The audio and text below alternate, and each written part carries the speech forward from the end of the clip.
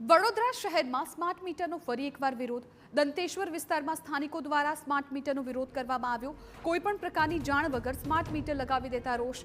GEB કર્મચારીઓ દાદાગીરી કરતા હોવાનો સ્થાનિકોનો દાવો। સ્માર્ટ મીટર નહીં લગાવો તો કનેક્શન કાપી જવાની આપી ધમકી। સ્માર્ટ મીટર ફરજિયાત લગાવવા દબાણ કરતા હોવાનો આક્ષેપ। કોઈ પણ જાતની જાણ કર્યા વગર એક તો અહીંયા આગળ સ્માર્ટ મીટર નાખવા માટે આવ્યા। અમારે બધા મીટરો બધાના સારા જ ચાલે છે, પછી સ્માર્ટ મીટર નાખવાની કોઈ જરૂર જ નથી ને।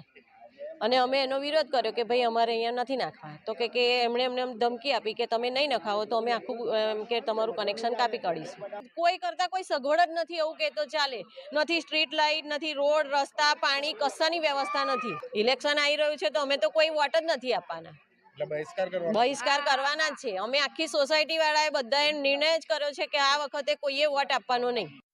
દંતેશ્વરમાં રહેતા લોકોનો આક્ષેપ છે કે સ્માર્ટ મીટર કોઈપણ પ્રકારની જાણ વગર અમુક લોકોના ઘરે લગાવી દેવાયા, જેની રજૂઆત જીઈબી કચેરીએ કરી છતાં કોઈ નિરાકરણ આવ્યું નહીં। ઉપરથી જો સ્માર્ટ મીટર નહીં લગાવો તો કનેક્શન કપાઈ જશે તેવી પણ ધમકી અપાઈ હોવાનો આક્ષેપ કરાયો। જો કે આ વિસ્તારમાં પ્રાથમિક સુવિધાઓનો પણ અભાવ હોવાથી રહીશોમાં રોષ છે અને આ વખતે ચૂંટણીના બહિષ્કાર સુધીની પણ ધમકી આપી છે। ત્યાં એમજીસીએલ વાળા આવ્યા હતા, પણ અમારે સ્માર્ટ મીટર નાખવાનો વિરોધ છે। સ્માર્ટ મીટર અમારે કોઈ નાખવા દેવું નથી। અમારે રેગ્યુલર જે ચાલતા હતા એ બરાબર છે। શું ચીમકી આપીને ગયા છે સ્માર્ટ મીટર માટે? તમારે રેગ્યુલર નાખવું જ પડશે। હા, નહીં તો આ કાપીને અમારા સ્માર્ટ મીટર લાગી જશે। તો ખ્યાલ નહીં કે આ સ્માર્ટ મીટર છે કે કયું મીટર છે, પણ મારા ટાવરના લોકોથી ખબર પડી કે આ સ્માર્ટ મીટર લાગ્યું છે, એટલે હું જીબીમાં ગયો અને જીબીમાં જઈને મેં આની રજૂઆત કરી હતી મેં કે સ્માર્ટ મીટર મારે નહીં જોતું, મારે પેલું સાદું મીટર મને નાખી આપો।